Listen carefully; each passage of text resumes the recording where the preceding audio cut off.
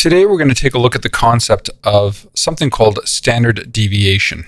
Standard deviation is another tool in data analysis that helps us give us a little bit of insight to the amount of variation within a data set. With the current tools that we have at the moment, they give a bit of an incomplete picture, the data that you might be analyzing.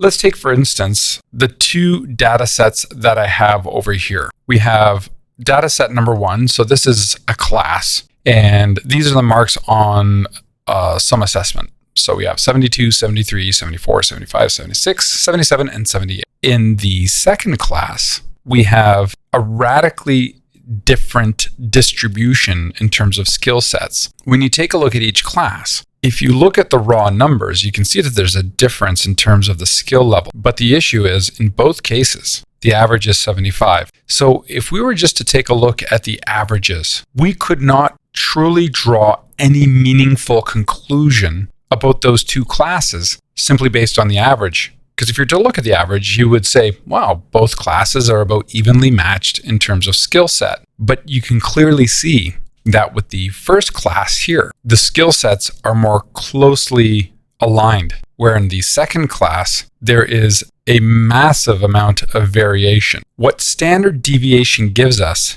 is a means of quantifying that variation in a meaningful way. So average is one tool, but standard deviation gives us significantly more insight. Now we're just going to jump forward for a moment. And this right here is our standard deviation equation. And as you can see, it looks fairly complex. However, the calculation itself is actually fairly simple to do. So what I'm going to do is I'm actually going to show you how to calculate the standard deviation step by step, basically interpreting all this notation into a series of steps that are actually not that difficult to do. So what we're going to do is we're going to perform this standard deviation calculation on our first class data set, this one right here. And step 1 of the procedure is to find something called the deviation. Now the deviation has this symbol here. This is actually the Greek letter, the small Greek letter for delta. You're familiar with that for delta, but that's the capital delta. This small notation, small delta symbol means the deviation. And the subscript represents which data point. So n represents 1 through however many data points you have. So here, this would be whatever data point. So x1 for your first data point, x2 for your second, third, fourth, etc. And from that, you subtract the average. So this line above the x means mean / average. All right, so let's take a look at what's going on here. So step 1, what we're going to do is we're going to first calculate the average. Well, average is something you've known how to do for a very long time. So you simply take the sum of all these values here and divide by the count. And of course, in this case, we get an average of 75. So to calculate our deviations, you start with your first data point. So that's your x1, and you subtract from it the average. So that's 72 minus 75. Now that gives us a value of -3, but these vertical lines here, those are absolute values. So the deviation is not a positive or negative. So you just simply strip away any sign that it might have. So the deviation for our first data point is 3. Applying the same technique, 2, 1, 0, 1, 2, and 3. Step 2.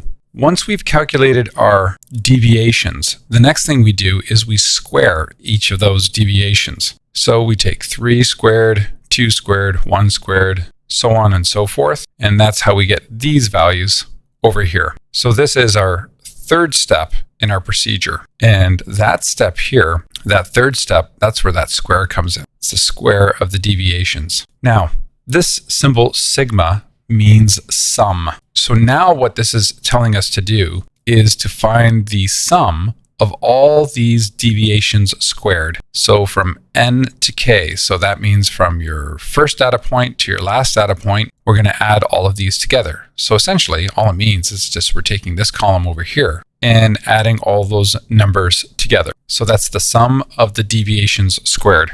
And that's what we have represented here. The next part And this one is a bit weirder to explain. K stands for the total number of data points that we have. But what you're supposed to do with the standard deviation formula is subtract by one less than the total count. There is a complex reason why it is done this way, but that is well beyond the scope of this this particular lesson here. So simply, as part of the procedure, if you have 6 data points, you subtract 1, and that would give you a total of 5. In our case, we have 7 data points less 1, so that means we divide our sum of our deviation squared divided by 7 minus 1, and then the final procedure after we've done that is to take the square root. Okay, now the mathematics behind this is fairly complex, but the implications are fascinating. So what does this number 2.16 represent?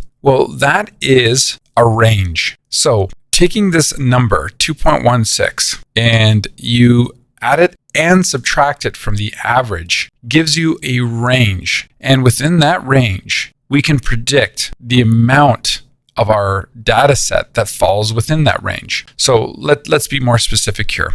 So in our case, the average was 75. So when we add 2.16, we get 77.16. When we subtract that standard deviation, we get 72.84. And what this calculation predicts is that between this lower limit here and this upper limit to the right, so between this lower limit and this upper limit, if we have what is called a normal distribution, 68% of our data points fall within this range. And that is the prediction. Well, when we take a look, let's see how close we get. Well, let's see, of all the data points here, the following data points fall within the range. And that would be 73, 74, 75, 76, 77. But if you take a look at 72, that's outside of the range below, and 78 is above the range. So a total of 5 out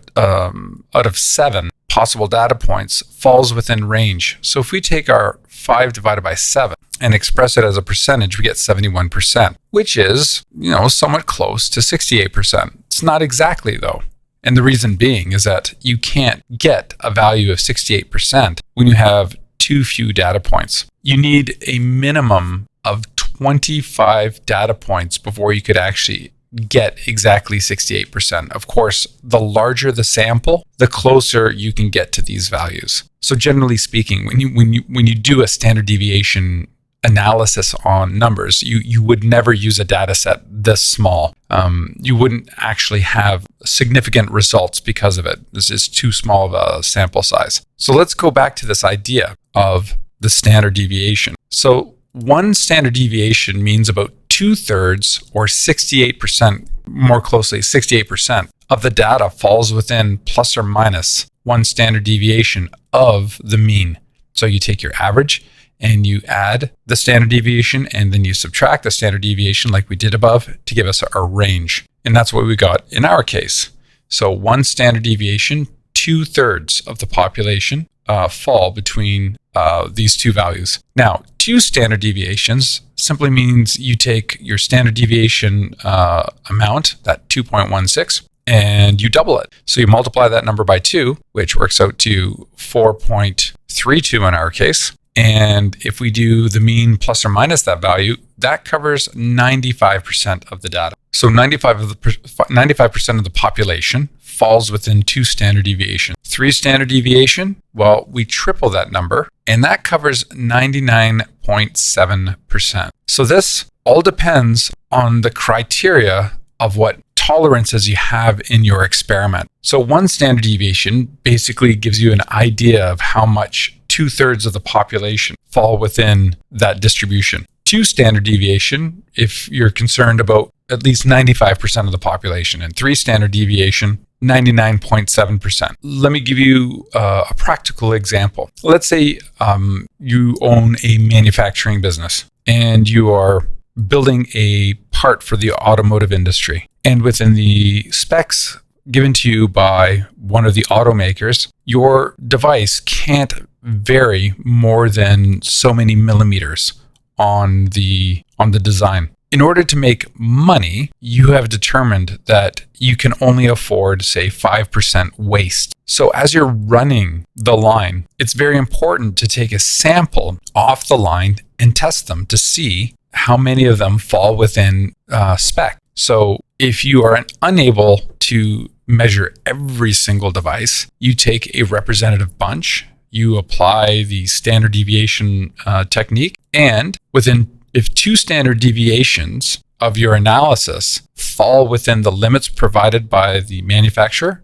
you're good. If it doesn't, you're not. So this is a very important, and if you were just looking at the average, that would not give you that information at all, because you can still get the correct average, but be wildly off in both directions. I found a perfect example of a normal distribution from a post on Reddit the other day. And someone took a picture of a stack of weights at a gym. And the average in a normal distribution represents also the most frequent. So when we take a look at a normal distribution, you might know it more familiarly as something called the bell curve. So let's take a look. So this is that famous bell curve everyone talks about. And right in the middle, that represents your average.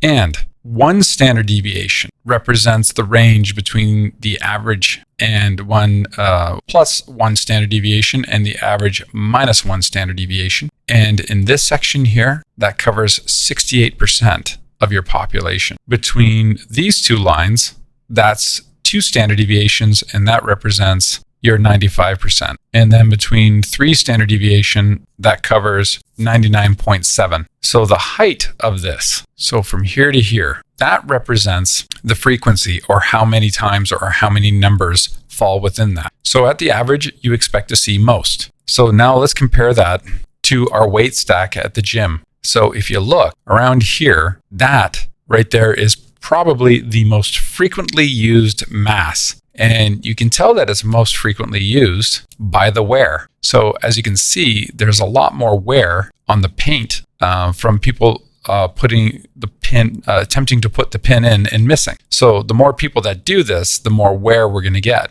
And as you can see, as we increase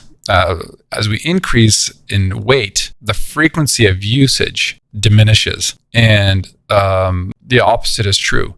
As we decrease the weight, the frequency diminishes as well. So as you can see over here, these ones are used rarely. And over here, these ones are used rarely. And the closer you get to this average, the more frequently these ones are accessed. So that's a beautiful visual representation of a normal distribution. So the next thing we're going to do is we are going to apply this standard deviation analysis, but this time we're going to do it to the second data set. Also at the same time, we're going to investigate how to do this using something called a spreadsheet. So I've created a Google spreadsheet called Standard Deviation Demo. And what you can see here is I have something called Dataset 1, and this is the data that we had in the previous sample. And we'll just zoom in a little bit more so it's a little clearer to see on a smaller device. Okay, so now we're going to do a couple of things. One, we're going to do the exact same thing we just did, but this time I'm going to show you how to automate the process a little bit. So step 1, we want to calculate the average. Well, there's actually a function in a spreadsheet called average, and this is how you access it. You start off with an equal sign, and then we literally type the word average, open bracket, and then you highlight. You take your mouse, you go on the first data point, and then you drag down, let go, and then hit return or enter on your keyboard. And lo and behold, it calculates the average for you. Next step, we want to calculate our deviations. To make it a calculator again, you hit equals, and then you can subtract your data points. The dumb way would be literally to type 72 minus 75. That'll work, but that is not the brightest way to do it. We have a better way. We're going to start off with equals. And then what we're going to do is I'm going to click on my first data point. So you click on the address, B3, and then we're going to subtract where the average is located, which is at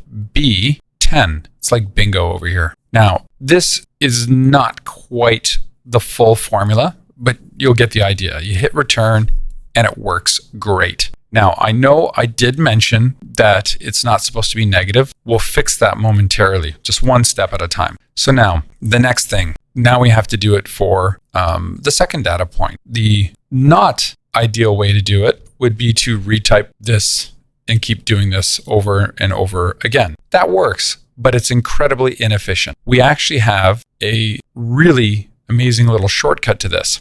There's a little blue square here. And if you click on that blue square and you drag down, it iterates the formula and it, incorrectly calculates it. Oh no, what happened? I wasn't expecting that at all. Insert sarcasm here. Let me explain. If you look, the first formula was B3 minus B10. Now, when you use that little function that I showed you by dragging down that blue, what it does is it increments the address of the cell by 1. So now it just changed it to B4 minus B11, then B5 minus B12, so on and so forth. Well, it partially works. We want the data in here, like the data point, we want B3 to turn into a B4, B5, etc. But we want to keep this B10 staying as a B10. Well, to do that, it's a little modification. And all we have to do is we have to put a $sign in front of the 10. The $sign anchors it, which means is it tells the spreadsheet not to increment the numerical value. So what that means is it will not change that value 10. It will not increase it to 11, 12, 13, or 14. It'll just leave it as a 10. Now, let's try it this time. Grab the little blue square, drag down, and this time it works. And you can also see the formula up here, but obviously this will be a little easier to see on a smaller device if I double click. So you can see B4 minus B10, B5 minus B10, B6 minus B10, and you can see that it's actually highlighting. It's really well designed. You can see the orange box and the purple box representing which cells are being accessed. All right, next step. If we want to turn this into absolute value, the trick to this is I'm going to take the formula here and I'm going to use Control X or Command X if you have a Mac like me. And then I'm going to add an absolute value function, which is just abs, and then put in my bracket. And then inside here, I'm going to Control V or Command V if you have a Mac, and boom, there you go. Now let's redo this again. Drag down, and it's beautiful. All right, so that worked out nicely. Next, let's do the deviation squared. And that one's easy to do. Again, we type equals. Well, where's our deviation? Our deviation is located at C3. So when we click on the cell, C3, and now I want to square it. So I do Shift 6 on your keyboard, and that gives that accent circumflex. And then that represents square in most computer applications. So then, sorry, not square, I apologize, exponent. So that little up arrow, and then 2 represents square, hit enter, and there we go. And oh, look at that. Google is so smart that it suggests an autofill for us automatically. So you can hit the check mark and it will automatically fill it, right? But it went a little too far, so I'm going to undo that.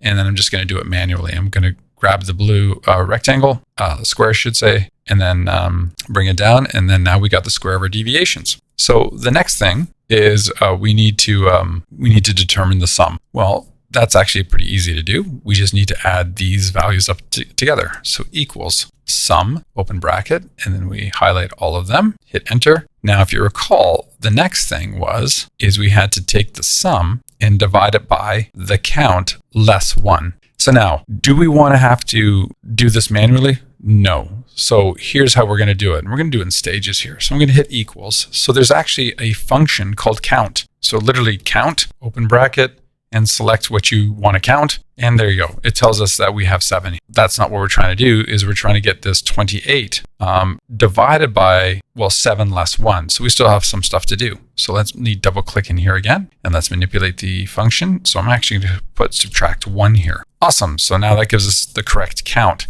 but we still have to do the 28 divided by this. Okay. So let's one more manipulation. So now what I'm going to do is I'm going to take all of this and I'm going to cut it. And then I'm going to go 28, which is in D11, divided by, and this is very important, I'm going to put an open bracket and a closed bracket because, bedmas and stuff. and then I'm going to paste what I have in memory. And then it gives us that value. That's 28 divided by 6. And then we take the square root. So how do we take the square root? Well, we type equals, and the square root function is SQRT. Open bracket, and then click on here, and then we hit return or enter, and there we go. We get 2.160246899, yada, yada, yada. That's awesome. That's really awesome. The thing is, though, there's a much more efficient way to do this. So you could do it this way, or you could do this, equals, and here we go, STDEV, which stands for standard deviation, open bracket,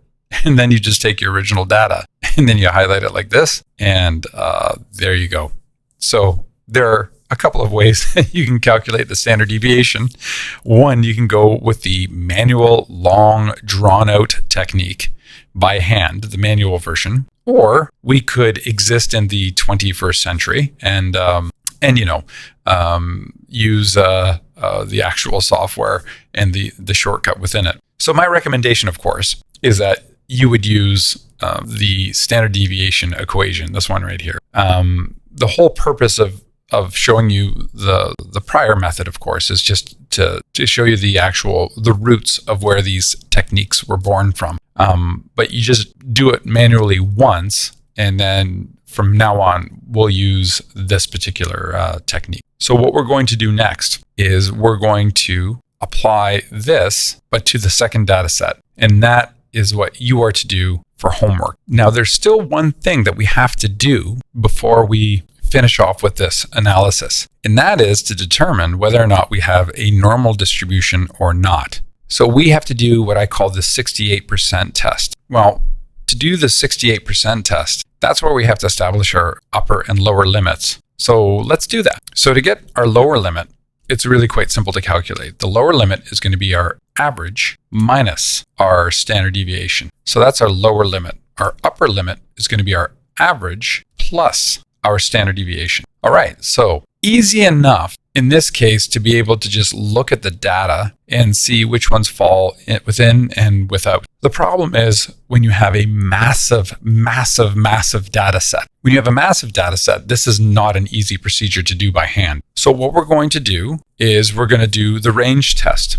And I'm going to teach you how to do that. And that requires a little bit of what's called Boolean logic. So this is where we sort of start getting into the realm of computer programming. I mean, it's not exactly computer programming, but similar ideas. And we're using things called conditional statements. So in this column over here, I'm going to call this the range test. Okay, so now what we have to do is we have to see if this data point here falls within range. So we're going to use something called an if condition. So we're going to start off with equals if. Our first test is if this is greater than the lower limit as well as less than the upper limit. Now, I jumped a little ahead.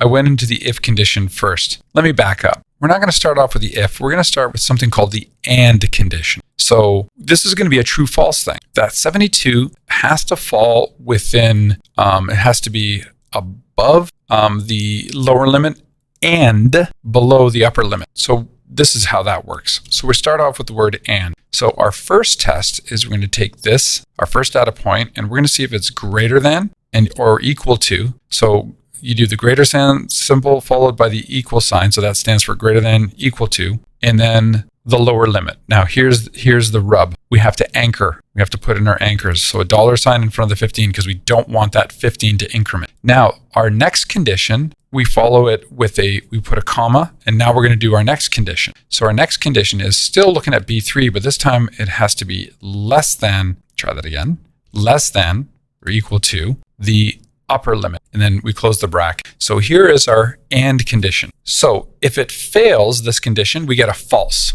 If it passes, we get a true. So let's see what happens. As predicted, we get false. Now when I drag it down, we get a mistake, and I see my mistake. Let's go back up. Somebody goofed up, and see the $ there? What's missing here? That's right.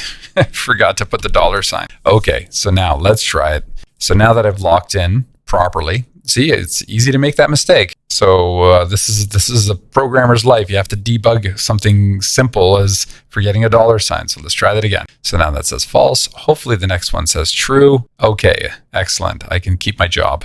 All right. So false, true, true, true, true, true, false. And that's exactly what we saw when we did it by hand. We found that 5 of them, 1, 2, 3, 4, 5, fell within the range out of a total of 7. So now I still want to automate this process even further. The false and true is great, but I still have to manually count them. So what I'd like to do is I'd actually like to manipulate this so that if I get a false, it returns a 0, no mark.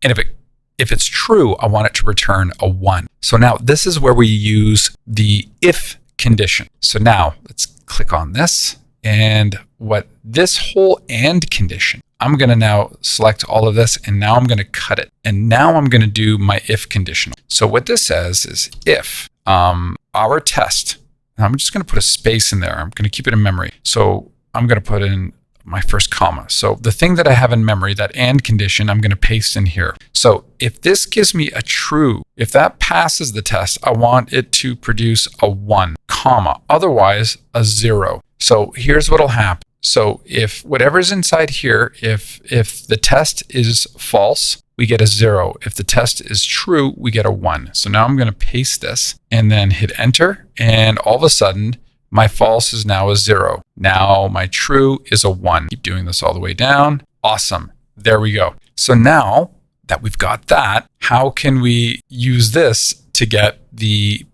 percentage thing? It's so simple. All we have to do is, again, in this column, we're going to take the average. So I'm going to go equals average, and it's even predicting what I want, but I'll do it manually this time. Oops. Should learn how to spell too. It's good time. So now I'm going to highlight all of these, and there's that 0.71. But if you recall, last time it was as a percentage. So how do we get percentage? Well, if you go up to the bar here, you'll see a little percent symbol. So you hit percent, and there it is, 71.43. Now, if you want fewer decimal places, you can click this number here and it rounds it down. If you want more decimal places, it rounds it up. And that is how you do it.